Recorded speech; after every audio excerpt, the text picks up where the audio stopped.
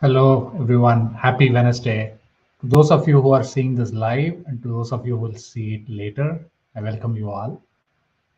This is a topic that is really close to my heart because this is the experience that I went through growing up in India in an extremely competitive academic environment. And later on, this heavily influenced how I showed up both at my workplace and it actually played a role into why I eventually became a coach. So let's start with first understanding what the inner narrative is. So at every single point of time, all of us go through certain experiences. And when we undergo an experience that is positive, that has a positive outcome, that adds up towards what I call a positive identity, right? It becomes a positive narrative. So I can do this, I can take that on, I can get that done. But on the other hand, when we fail at something, when we go through disappointment or sadness or fear or guilt or shame, there tends to be another narrative which can be critical, which can be, I'm not good at this. I suck at this. Why does this keep happening to me? And uh, when as I have coached, I've realized more and more that people come to coaching not because they want more content.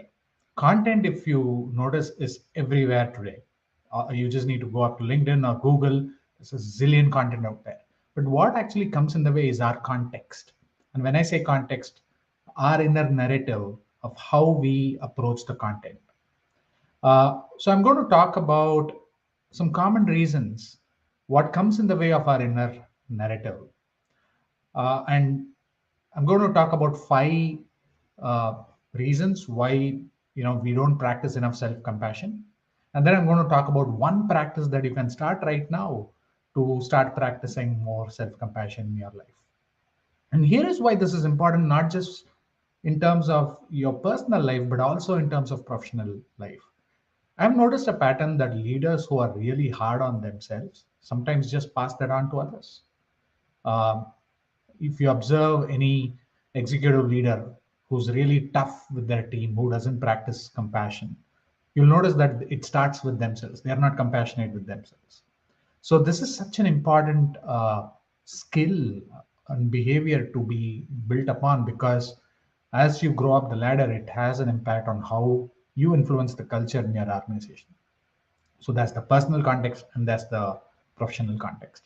So let's kind of dive in. The very first thing that comes in the way of practicing self compassion is, simply put, self criticism. Self criticism is insidious. It's something that really sucks out all the confidence that you have in you, and it can become debilitating, limiting belief. So when I want to take you back to 2009. It was one of the most memorable moments in my life when I finally secured an admission to one of the top business schools in my country, Indian Institute of Management, Calcutta. And within a few months of joining that course, I just realized how insanely competitive it was and how difficult it was for me to get the kind of grades that I wanted to get. And at that time, I had very little self compassion. My inner critic was extremely loud. And so I went through a lot of shame. I went through the thoughts used to range from, you don't belong here. Um, you're not supposed to be here. Maybe you should quit and go. And the impact it had on my whole MBA experience, I can't say enough about that. I didn't graduate with a sense of joy or with a sense of accomplishment. It was more of a survival because I was so busy fighting my own inner voice, inner critic.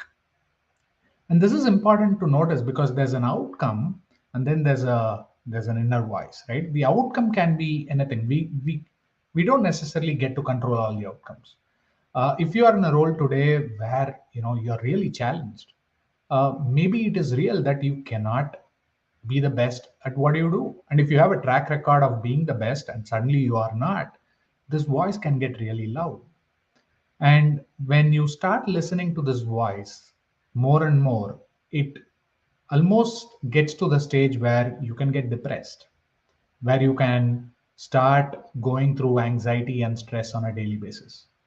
And while it may seem obvious that self compassion is needed, because this voice is so loud, it attaches a condition that says, unless you figure out a way to get out of this, you're not worthy of compassion. You're not worthy of self love. So it's very important for you to recognize, look at different areas of your life and ask yourself, where am I being extremely hard on or critical of myself? So that's the first area to explore. The second is what I noticed, the perfectionism.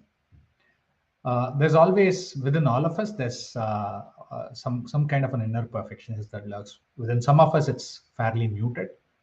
For some of us, it can be loud. And sometimes, we can be our worst enemy. Your previous version of who you are can be your worst enemy. And I have seen that with a number of high performing clients who, as the responsibilities increased, they started being more and more critical of themselves because they wanted to do the work, everything they did at that level of excellence, and simply found that they didn't have the bandwidth for that. And in that scenario, this voice simply starts measuring them on the basis of their to dos.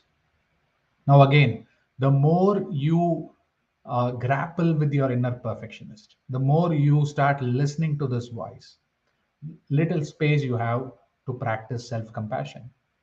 So, one way to ask yourself is, what will happen if you don't get all your to dos done? A lot of times when I ask this to my clients, they freak out because they can't imagine going to bed without completing what they set out to do. And this is also something to become aware of, that while the positive ego is healthy and it keeps you moving, if you get too attached to it, then that can come in the way of measuring everything you do. Unless you do this, you're not good enough. Unless you complete all this, you're not worthy. And the more we get sucked into this inner narrative, we find ourselves in a treadmill where the to-dos determine how we perceive ourselves. So the inner perfectionism is an important reason why people don't practice self-compassion. So the first one is inner criticism. The second one is inner perfectionism. The third one is plainly put, fear of self-judgment or fear of actually losing out on motivation or drive. You might have heard this when you look at all the motivational speakers and whatnot. A lot of things that I hear is, you need to do certain things, you need to push yourself, you can never slip up. Like the tiniest thing that if you practice this, you will become lazy. And so there's a lot of negative language around that you always have to be on, that you always have to hustle, that you always have to put in the effort. And if you slip up, then you won't be able to put yourself back in the game. And the more you kind of get sucked into this belief, the more you're stopping yourself from being compassionate, because there's a belief that, hey, if I practice self-compassion, that might make me lazy, right? And so you want to ask yourself, by listening to this critical perfectionist voice, maybe you are still accomplishing what you are setting out to do, but how is it making you feel? How is your experience? How is your journey? A lot of times, you may end up accomplishing what you want, but it comes at a certain cost, not just to you, but your family, to your team, to your organization. And so tuning in and asking and exploring your belief around, what is it that keeps me not practicing self-compassion? Maybe it's fear of laziness, maybe it's fear of losing out on the motivation or drive. So you want to ask yourself, okay, what is coming in the way of me not being able to practice compassion? The other thing, which is fairly obvious, especially given that we live in a social media world, is comparison. I'll be honest, it's hard. Sometimes I look up what other coaches or other entrepreneurs, solopreneurs are up to, and I find myself feeling a little, oh my God, they're doing all these things. Why am I not doing this? There can be this sense of agitation and this sense of self-criticism, right? So comparison, and I saw a quote somewhere which was beautiful. Comparison is the thief of joy, right? So ask yourself, where in your life in your work are you comparing yourself with? A lot of driven leaders tend to compare themselves with other some of their peers in the organization. A lot of what gets them to be hard on themselves is, hey, in spite of doing everything, why is this person able to do this so easily? Why do I suck at this? He or she walked into the room and they presented great. Why do I struggle so much? Maybe something is wrong with me, right? So whenever you compare with someone else, that can come in the way of you practicing some kindness and self-compassion for yourself. And here's the thing to notice: we all, given that we live in the social media world, people only present their best selves to the world. And when we do that, what ends up happening is we fail to see their full journey. We fail to see their struggle. We fail to see the amount of work they might have put in to reach where they are. And as a result, there's a bias in the view that we are viewing. And that bias, when you're directing it against yourself, can become pretty toxic. And I have done this a number of times. There's two mindsets. There's a fixed mindset, and there's a growth mindset. The fixed mindset is, I'm good at this, I suck at this, and oh my God, look at this person, he's doing so well, and this is just something that is wrong with me. So the more we get sucked into that narrative of the fixed mindset, the less freedom we have to embrace growth mindset, which is, simply put, anything and everything we want to do, we can, if we just continue to persist and practice patience and compassion. And so a lot of times people struggle with shifting on to the growth mindset because they are just so busy comparing themselves with others. And again, I'm going to reiterate that beautiful quote: comparison is the thief of joy. If you're comparing yourself with a peer, with somebody else in your world, uh, that can really come in the way of you enjoying and experiencing your own unique journey, where your struggles and whatever you're going through is serving you to become better. The other thing, I think I gave four reasons. The fifth reason is big, and this is the cultural, social, family conditioning. Right now, we all grow up in different cultures, different ways of parenting, different ways of societal conditioning. But certain things are true for the human race, and that thing is that everyone almost values results. So if you don't accomplish results, you're not going to receive love and appreciation. And I think this is universally true. If you go back and check your childhood, your identity is can be traced to how you are doing at school. So I grew up in a culture where there's a lot of academic excellence, and I was an average student. And I just told you, even though I went to one of the best business schools, I was pretty average there. So the thing is, when you go through that, you realize that, oh, I'm not getting appreciation because I'm not good at this, and that can sometimes lead you to give up on certain things.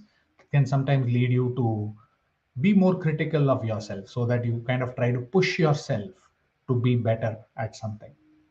And so what ends up happening is this belief that unless I accomplish something, I'm not worthy of compassion. And this is a big theme that I see in a lot of my clients, that unless they get to somewhere, unless they get promoted, unless they get a raise, unless they give this amazing presentation, unless they see the outcome, they are not ready to tune into, and they continue just persisting with self-criticism. And this is the most important piece, that because of the social, cultural, family conditioning that can happen, a lot of this becomes subconscious habits, right? It's not so easy as to wake up one day and say, hey, I've been doing this to myself, I've been critical of myself, oh, I just need to start changing the way I think and act. It's not so easy because it's become a subconscious pattern. It's become a habit. And the first step is to become really, really aware of what is it that is actually coming in the way of you practicing more self-compassion. There's one additional reason, and that reason is beyond the scope of coaching per se, which is trauma. We can all go through trauma in some way or the other. So if you have gone through trauma or abuse, um, there you could have gone through certain experiences that may come in the way of you just practicing self-compassion, because that may take you to a dark space. So if that happens to be the case, if you know you have gone through trauma, then I highly encourage you to meet a therapist, and experience therapy, because that can definitely be helpful in beginning to be more kind with yourself. So those are typically the primary reasons as to why people do not practice enough self-compassion.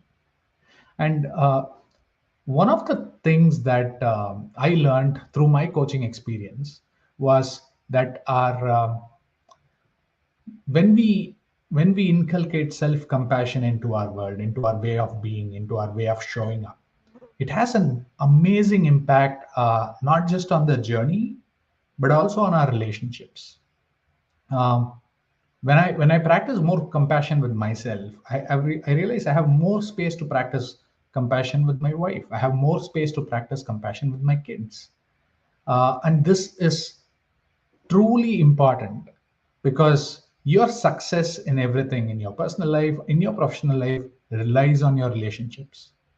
And so, for you to deepen your relationships, for you to build really thriving relationships, you need to integrate self compassion into your bones, into your sense of being, so that even in moments of stress, even in moments of pressure, you can have that ability to bring that into your way of being, and show up that way with your team and with people in your world.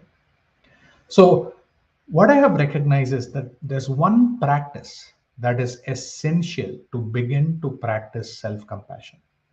And that practice begins with just being still and tuning into your body, tuning into your emotions. A lot of times, what's happening is that there is a stuck emotion. There's a stuck emotion that comes in the way. Either when we are being critical of ourselves, we are judging ourselves, we are comparing ourselves with others. There's some kind of whatever is going on. There's something going on in our body in that second. And the moment we can just practice silence and just tune into our inner world, in coaching, we call it as a process. The minute we tune into process, we start shifting our attention away from our thoughts and into our feelings and emotion. And this is really, really important, because I have realized that there is no such thing as positive or negative emotion. There's just emotion which is flowing or which is stuck. And the more you just give yourself permission to feel that feeling, sometimes whatever you're feeling just goes through you. And now you have access to compassion. A lot of times people struggle with compassion because they are trying to think their way. Oh, I need to be more compassionate, but I don't know how to do that. There's not anything to do. You just need to let go and just get intimate with what you're going through. And this is where emotional self-awareness, the ability to tap into your own feeling, and the ability to sit with anything that you're going through. It could be shame, it could be grief, it could be sadness, it could be disappointment, it could be anything. If you can just sit with that and just observe that and just give yourself a little more space, now you're going to give yourself the space to receive some compassion from yourself, because you're going to kind of relax. And the more you just relax, you will experience a lot of love and appreciation for yourself. So that's the technique, that's the practice. And if you would like to experience this, I would love for you to join my live support session on Friday, where I will coach people who are going through different kinds of whatever is coming in the way of not being compassionate with themselves. I'll be coaching them through that. This will be an extremely safe space. Nothing is recorded. Um, we truly honor each and every emotion, each and every person who comes into our support sessions. So I would encourage you, if that is something that you are struggling with, I would encourage you to join that. And so I want to leave you with this.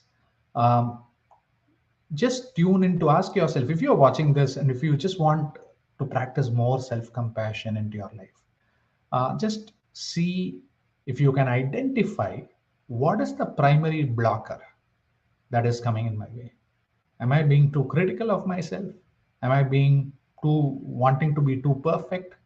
Am I comparing myself with others? Is there some kind of social comparison? Is there a fear of being lazy?